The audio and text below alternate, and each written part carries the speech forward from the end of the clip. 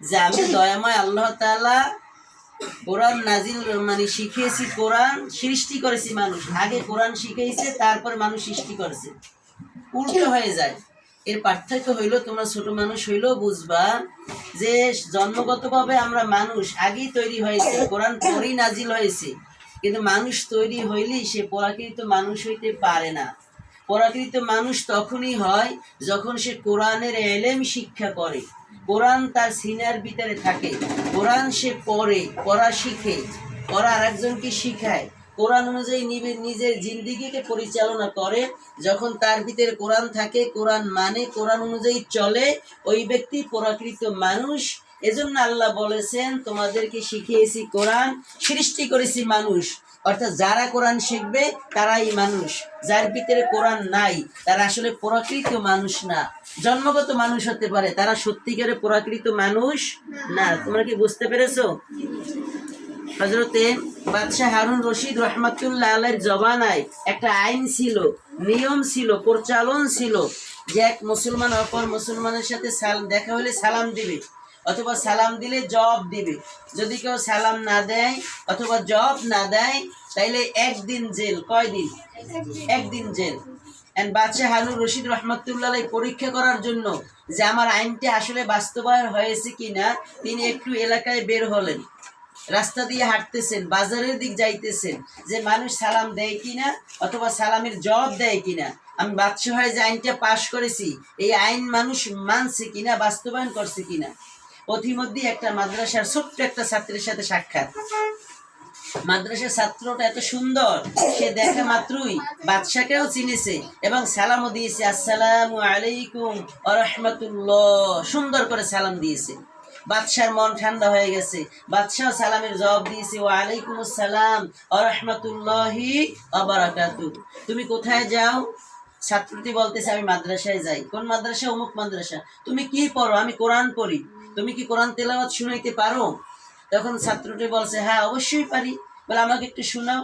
ওই মাদ্রাসার ছাত্রটি মধুর সুরে আউযুবিল্লাহ বিসমিল্লাহ সহকারে কোরআন তেলাওয়াত শুনাইছে, এত সুন্দরভাবে তাজবিদ সহকারে শুনাইছে, বাদশার কলিজা ঠান্ডা হয়ে গেছে। বাদশা বলতেছে, তোমার 7 খুন মাপ। কয় খুন? 6 খুন আর 1 খুন, 7 খুন। মানে 7টা মার্ডার করেও যদি আমার কাছে আসো, তোমার কি সব মাপ? তুমি এত সুন্দর এলেম শিখছো, এত সুন্দরভাবে শিখছো এবং এত সুন্দরভাবে আমাকে তেলাওয়াত করে শুনাইছো। সুবহানাল্লাহ, সুবহানাল্লাহ। মাদ্রাসার ছাত্ররা আসলে চালাক হয়, তারা দুনিয়াও শেখে, আখিরাতও শেখে, আরবিও শেখে, বাংলাও শেখে। ওই ছাত্রটা বলছে, বাদশা নামদার, আপনি তো এই দেশের বাদশা, আপনি অনেক ব্যস্ত থাকেন, আপনার মনে থাকবে না, আপনাকে লিখে দেন যে আমার 7 খুন মাপ। বাদশা একটা কাগজে লিখে দিয়েছে। ওই ছাত্রটা পকেটে নিয়ে মাদ্রাসায় গেছে, মাদ্রাসায় ক্লাস করছে, ক্লাসে শেষে বাড়িতে গেছে। প্রত্যেক দিন বাড়িতে যায়, মা মিষ্টি হাসি দেয়, এগালে চুমু দেয়, ওগালে চুমু দেয়, গোসল করায়, খানা খাওয়ায়, ঘুম লওয়ায়। আজকে যখন ওই ছাত্রটা বাড়িতে গেছে, দেখে মা ফুপাই ফুপাই কাঁদতেছে। এখন বাচ্চাটা জিজ্ঞেস করছে, তুমি কাঁদো কেন?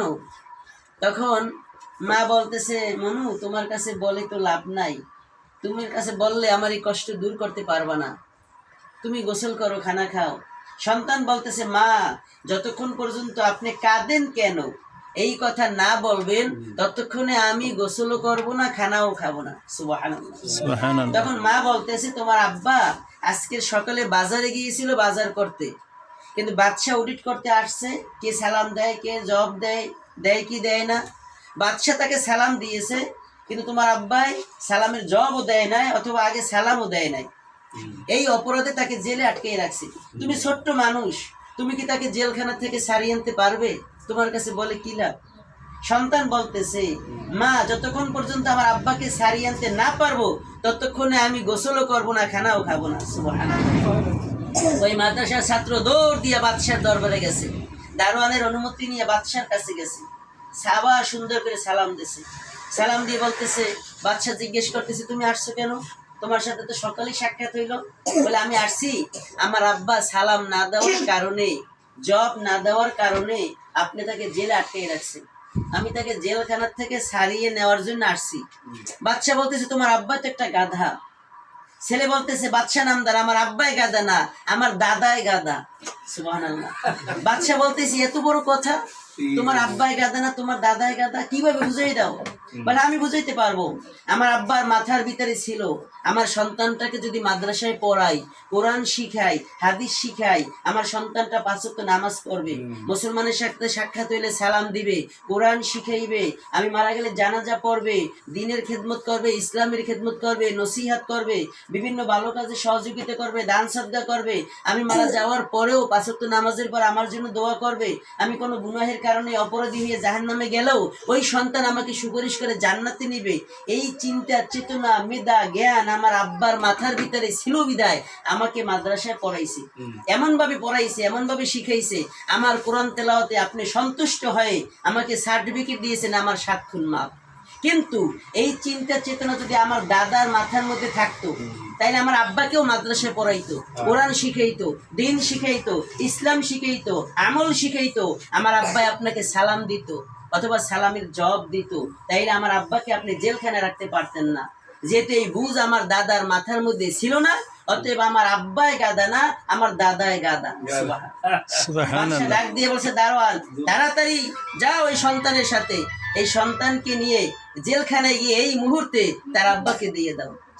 সুবহানাল্লাহ। জেলখানার গেটে যাইয়ে সন্তান বলতেছে, আব্বা দুনিয়ার জেলখানায় মাত্র 3 থেকে 4 ঘন্টা হয়েছে আপনি আটকা ছিলেন, দুনিয়ার জেলখানায় একদিন আপনার থাকতে হয় নাই, আমি আপনাকে সারাই নিতে আসছি, নিয়ে যাইতেছি, আল্লাহ না করুক যদি কোনো অপরাধের কারণে আপনি জাহান্নামের কয়েদি হয়েও যান, তবুও কিয়ামতের ময়দানে আমি আপনাকে সুপারিশ করে জান্নাতে না নিয়া আপনার সন্তান আমি জান্নাতে যাব না। সুবহানাল্লাহ। মাদ্রাসায় পড়ার লাভ আছে না নাই? আছে। যদি মাদ্রাসায় না পড়তো, কোরআন না শিখতো, তাইলে কি তার পক্ষে সম্ভব হইতো? আব্বাকে নিয়ে বাড়িতে গেছে, যেই বলছে, মা আমি আমার আব্বাকে জেলখানার থেকে 3-4 ঘন্টার ব্যবধানে নিয়ে আসছি, কিয়ামতের ময়দানে আপনারা যদি আল্লাহ না করুক কোনো অপরাধে জাহান্নামী হয়েও যান, আমি আপনাদের উভয়কে সুপারিশ করে জান্নাতে নিয়ে যাব। সুবহানাল্লাহ। মা খুশিতে বাগবাগ, আনন্দে মাতোয়ারা। অতএব তোমাদের পিতামাতা তোমাদেরকে মাদ্রাসায় পাঠিয়েছে, তোমরা পিতামাতার সাথে আদব রক্ষা করবা, তাদের সাথে জামটা মারে কথা বলবা না, তারা যেটা বলে এটা শুনবা, উস্তাদের সাথেও আদব রক্ষা করবা, স্যার হুজুর যে সময় যেটা পড়ায় এটা মনোযোগের সাথে শুনবা, যদি শোনো তাহলে আমাদের মতো বড় আলেম হইতে পারবা, ভালো খেদমত করতে পারবা। আমি ছোট্ট একটা মানুষ, আমার মতো মানুষ চায়ের দোকানে 2000 টাকা বেতনও থাকে, বাংলাদেশের কোনো প্রমাণ আছে, কত প্রমাণ আছে, অথচ আমার বেতন 63,000 টাকা। শুধু দুনিয়ায় তো অর্জন হয় নাই, আমার পিতা আমার আব্বা মারা গেছে, ইসলামের কবরে বসেও দোয়া পায় না? আমি তোমাদেরকে নসিহত করে বুঝাইতেছি, এতে যে সওয়াব হইতেছে, এই সওয়াবের কারণে একটা অংশ আমার আব্বার কবরে যায় কি যায় না? যায়। আমি দোয়া করি আল্লাহ তোমাদেরকে দুনিয়া এবং আখিরাতে কামিয়াবি দান করুক, এবং তোমরা যেন মানে শিক্ষার চূড়ান্ত সীমায় পৌঁছে একজন সত্যিকারের নাগরিক হইতে পারো, ইসলামের খাদেম হইতে পারো, দ্বীনের রাহবার হইতে পারো। আল্লাহ সর্বদিক দিয়ে তোমাদেরকে কামিয়াবি দান করুক। তোমাদের পিছনে যেই সমস্ত ওস্তাদগণ খেদমত করতেছে তাদেরকেও আল্লাহ সর্বদিক দিয়ে হেফাজত করুক। আর যেই সমস্ত গার্ডিয়ান সচেতন মা বাবা দুনিয়াকে বাদ দিয়ে আখিরাতের স্বার্থে তোমাদেরকে মাদ্রাসায় পড়াইতেছে, তাদেরকে আল্লাহ দুনিয়া এবং ইহকালীন শান্তি, মুক্তি, উন্নতি, তারাক্কি দান করুক। আমিন। ওয়া আখির দাওয়ানা আলহামদুলিল্লাহি রাব্বিল আলামিন। এখনই দোয়া হবে, দুরূদ শরীফ, আল্লাহুম্মা